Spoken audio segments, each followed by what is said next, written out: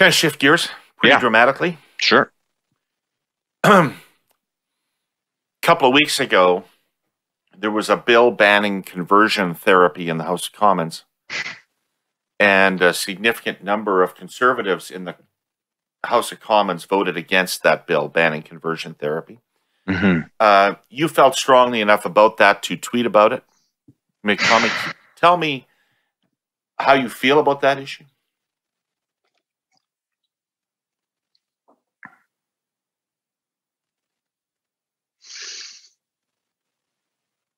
Controlling your Irish temper. I was actually quite taken aback by how viscerally I reacted to watching 62 of them stand up.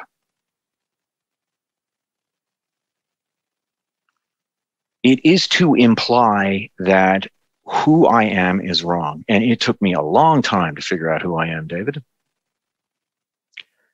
I was late coming out, 36, through certainly no fault of my environment or my family, who were all incredibly supportive and frankly hugely relieved when I came out. It was myself. I had just tucked that away, and it was extremely, it was damaging. It was damaging to me. It is something, frankly, it's something I didn't fully deal with until I dealt with my drinking. And the drinking really was I didn't realize until I went to therapy, actually. I thought I was all good with it, but it was a holdover from years of closeting myself. To imply that who I am is something, if I just did enough therapy, I could be converted from.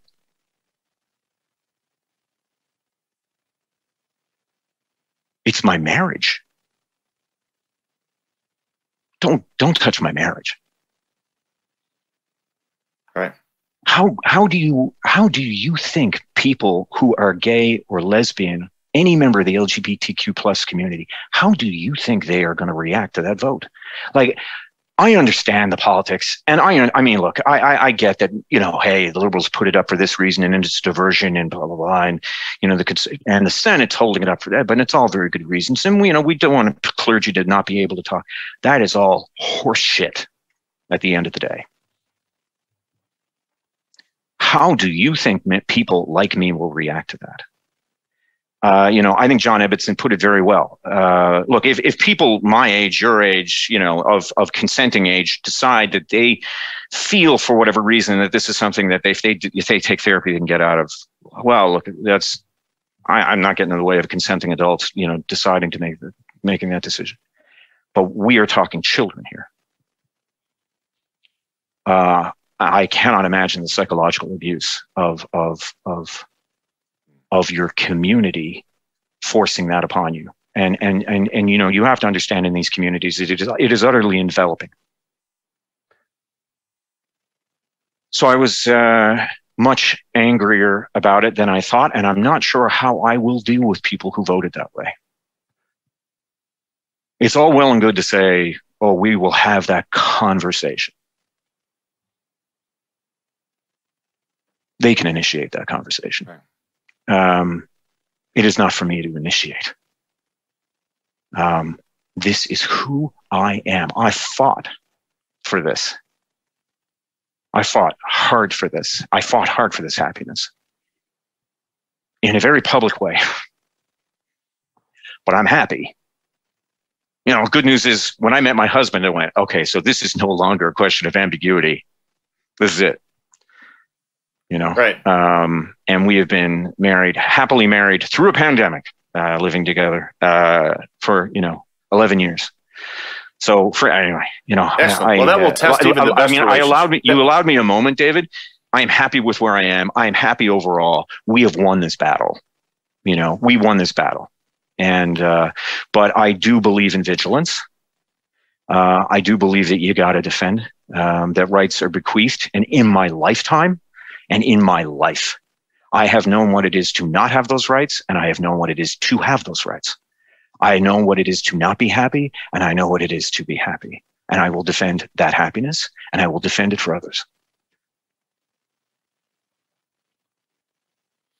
It's very powerful, Seamus. I just would like to follow up a bit because both the policy around gay rights and the attitudes about it have moved pretty rapidly, in my view, in Canadian society. Around the world, person. David, in Ireland, 75% of the population voted for gay marriage because they have to do a referendum in order to change the constitution. So, I mean, we didn't actually vote on it. And I'd like to think in Canada, if we voted on it, it would be somewhere around 75.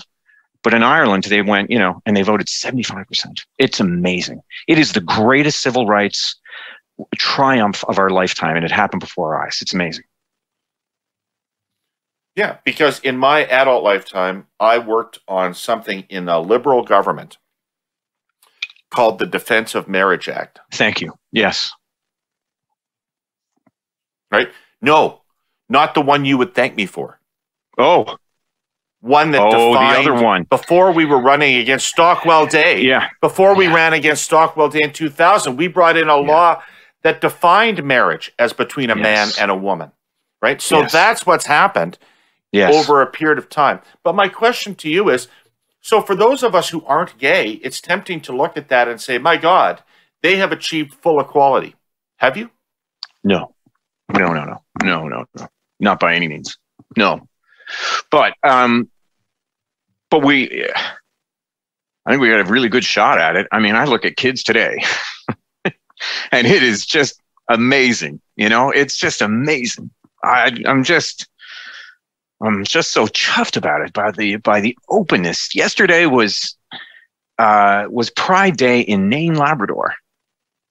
Nain, Labrador. I know Nain. It is the northernmost community in Labrador, and somebody sent it to me last night, and I had tears in my eyes. It was every time I see a rainbow crosswalk, I just never in my life, and I see not just kids benefiting from it, but continuing to fight for it and champion it, and they go. There's no coming out for them. There just is, and the fluidity of it, and even dealing with trans rights and all of it is just amazing to me. It's just amazing. And so, you look at the kids are all right. We'll be all right.